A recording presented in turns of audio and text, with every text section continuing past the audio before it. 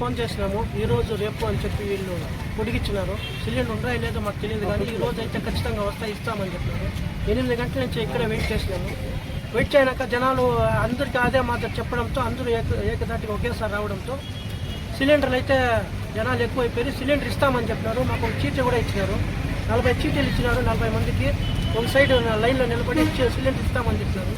తర్వాత ఒక మేడం వచ్చి ఇక్కడ క్రౌడ్ ఎక్కువైపోయింది, సిలిండర్లు ఇంటి దగ్గరికి డెలివరీ చేసి ఇస్తారని చెప్పడంతో ఎక్కడో అక్కడ వెళ్ళిపోయారు. సిలిండర్ అయితే స్టాక్ 350 ఉంటాయని చెప్తున్నారు, కానీ సిలిండర్ ఇవ్వడం లేదు.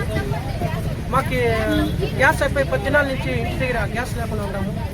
ఈ పరిస్థితి అన్నం తినేదానికి పొయ్యిలో చేసేదానికి పొయ్యి కూడా లేదు. దానివల్ల ఇక్కడ వచ్చేస్తే ఈ మాత్రం చెప్తున్నారు, ఎట్లా అన్నం చేసుకోవాలో కూడా తెలియదు.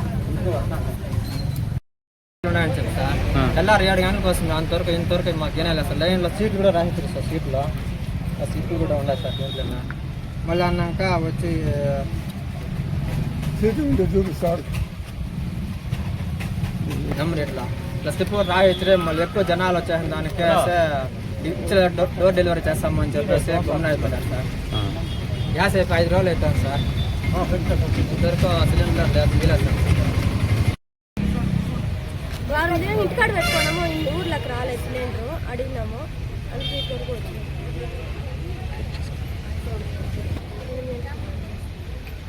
8 గంటల వరకు వచ్చి 8 గంటలకు వచ్చినాము సార్. కాసుకున్నాము, ఇప్పుడు ఇచ్చేది ఉంటాము సార్.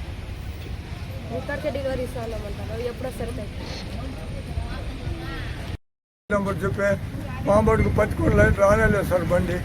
ఇప్పుడు ఏడొస్తే ఈ పరిస్థితి ఏం లేదు సార్. మీరే చూడండి మా పరిస్థితి ఇట్లున్నది. ఇప్పుడు లేదు అంటారు సార్. దయపెట్టి మాకు సిలిండర్ ఇప్పించమని కలెక్టర్ ఫోన్ చేయండి సార్. ఈరోజు రమ్మని చెప్పినాడు. ఎంఈఓ సార్ లెటర్ కూడా తీసుకురమ్మని చెప్పినాడు.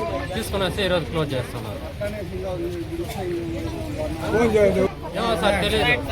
సిలిండర్లు ఉన్నాయంట, 350 సిలిండర్లు ఉన్నాయంట సార్. తెల్లారు 7 గంటలకు